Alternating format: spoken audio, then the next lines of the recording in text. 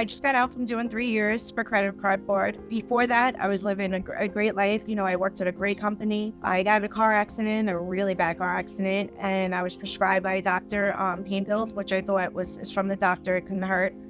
And he gave me a really large amount, and I was addicted within a couple of months, and everything just went downhill. I lost friends, family, I lost myself. It controlled my life, and I went out and did anything I could to get money to pay for that, and it just destroyed my life. What sort of challenges do you face just on a daily basis with staying clean? My biggest thing is when I get anxiety, or when something goes wrong, or somebody says something mean to me or lets me down. I want to escape. That's the first thing I want to do. My head wants to escape. Let's go. Let's do drugs, and it'll make it go away. It's only temporary, but at that time you don't realize it. So instead, now I'll just call my mother, or I'll call somebody, or, my mom has been my biggest supporter, or I'll do anything, even go play with the dog, anything that will make me escape it long term instead of, just for an hour or so. So that's definitely a challenge every day. Elise, how were you introduced to the Heart of Erron program? I was introduced by classification when I was at prison.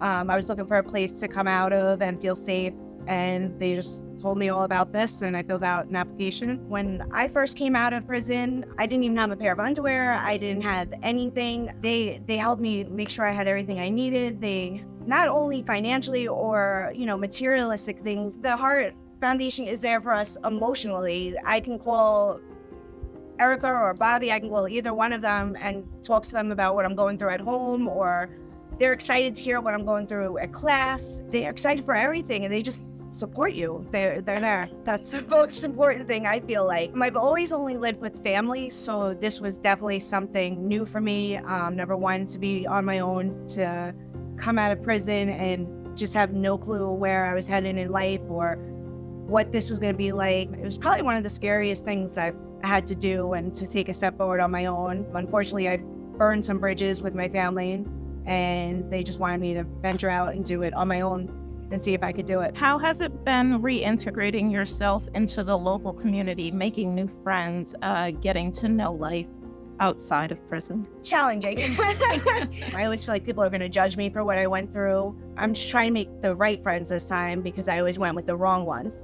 So it's like trying to break like a bad habit. You leer to the first bad people, but this time I'm making friends that have stuff going for themselves, that have jobs, that want better for themselves and for me, instead of bringing me down. You take all these different personalities and you put them in one house where everyone has to learn what makes one tick, and what, all their different little personalities. And honestly, we've had our ways. We've come together as a family, though. We're trying to do the best with being broken down a million times. We're trying to come together as a family, pretty much. I would definitely like to get a full-time job. Staying clean is one of my major things that I'm working towards. I just want to have my life put together. What would having a sponsor mean to you? How would it assist you as you move forward? It would mean a lot to me, number one.